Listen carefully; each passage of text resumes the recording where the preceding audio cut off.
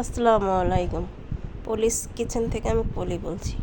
আপু এবং ভাইয়া যে যেখান থেকে আমার ভিডিওটি দেখছেন সবাইকে স্বাগতম। আজ আমি রান্না করতে যাচ্ছি ডাটা দিয়ে ধুন্দুল আর কাঁঠাল বিচি একটা পাতুরি রান্না করি। এই ডাটাটা মিষ্টি ডাটা, এটা এই সিজনে পাওয়া যায়। তো আমি ডাটাগুলা একটু ভালো করে ছোট ছোট করে সব সবজিগুলো আমি ছোট ছোট করে কেটে নিয়েছি। আমি এই যে তেল দিয়েছি, এখানে পেঁয়াজ আর কাঁচামরিচ দিছি, দেওয়ার পর ভাজা ভাজা হয় আর লবণটা আমি পেঁয়াজের সাথেই দিয়ে দিই। এখন আমি একটু লাল করে হইলে, লাল বলতে কি একটু পেঁয়াজটা একটু ভাজা ভাজা হলে সেটা এখন আমি এতে দিয়ে দিব আদা রসুন দেব। আদা রসুন থাক, হলুদের গুঁড়া, জিরার গুঁড়া আর ধনিয়া গুঁড়া আর মরিচের গুঁড়া। এই মশলাগুলো আমি একসাথে তেলে ভালো করে ভেজে নেব।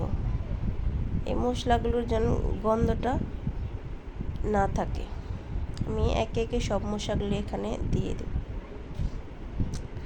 আর আমি এখানে সব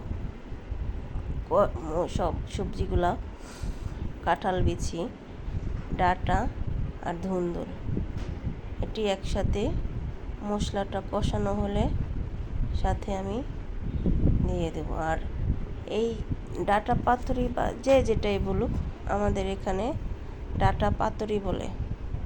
এটার মধ্যে শুধু কাঁঠাল বিচি আর ধুন্দুল আর ডাটা, অনেকে আলু দেয় কিন্তু আমি আলু দিব না, আলু ছাড়াই আমি করব।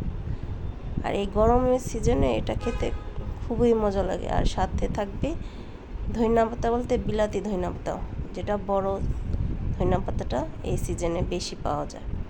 তো আমার সবজিগুলোর সাথে আমি কাঁঠাল বিচি আর ধুন্দুল আর ডাটাগুলো একসাথে মিশিয়ে মশলাটা আমার কষানো হয়ে গেছে। আমি এখন মশলাটার মধ্যে সবজিগুলো সব দিয়ে দিব।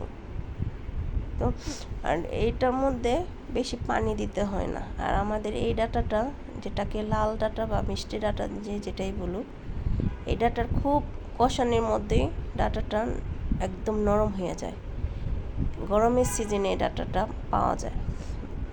এখন আমার মশলাটা এই যে কষানো হয়ে গেছে, এখন আমি সবগুলা সবজি আমি দিয়ে দেব।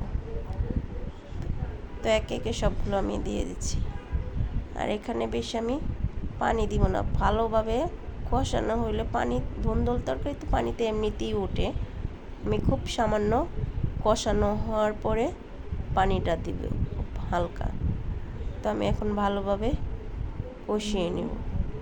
সব আমার দেওয়া শেষে। আর এই পাতুরির সাথে আপনার বড় ধনিয়া পাতাতেই পাতা ওইটা বেশি যায়, ছোটোগুলাতে বড়টাই বেশি সাজে। এটা বোম্বা মরিচ দিয়ে খেতে যে কত মজা, সাথে এটার সাথে বোম্বা মরিচ বা কাঁচামরিচ যায়, যেটা এই কাঁচামরিচ থেকে বোম্বা মরিচটা খেলে খুবই মজায়। আমার কষানি হয়ে আসছে। আর কষানে দেখছেন কষানের মধ্যে কত পানি উঠে গেছে, তাই আমি সবটি একটু হালকাভাবে কষিয়েছি। আর বেশি কষালে বা বেশি জাল হইলে দেখা যায় মানে তো কালার নষ্ট হয়ে যায়। এখন আমি কষানো হয়েছে বা ঝোল দিয়ে দিয়েছি, আমার ঝোলটাও শুকিয়ে গেছে। এখন আমি এই যে আমার ধনিয়া পাতাগুলি এখন আমি দিয়ে দেব। ধনিয়া পাতা দেওয়ার পরে একটু ডাটা পাতুরিটা কীরকম হয় দেখলে খুব লোভনীয় মনে হবে। এইভাবে যদি একবার রান্না করে খেতে পান, বেশি কোনো ঝামেলা ছাড়ে এইভাবে রান্না করে একবার খেয়ে দেখতে পারেন, খুবই মজা। সাথে বোম্বা মরিচ তো অবশ্যই দিয়ে খাবেন। এ তো আমার ধনিয়া পাতাটা একটু বেশি দিয়েছি, ধনিয়া পাতাটা একটু বেশি দিলে টেস্টটা একটু বেশি মজা হয়। তো এখন আমি এই তো আমার ঝোলটাও পড়ায় শুকিয়ে আসছে, তো এখন আমার শেষ পর্যায়ে আমি এখন নামিয়ে ফেলব। আর আমার এই ডাটা পাতুরিটা কেমন হয়েছে এটা কমেন্টের মাধ্যমে আপু এবং ভাই আমাকে জানাতে পারেন। যদি কোনো ভুল হয় তাহলে ক্ষমার দৃষ্টিতে দেখবেন।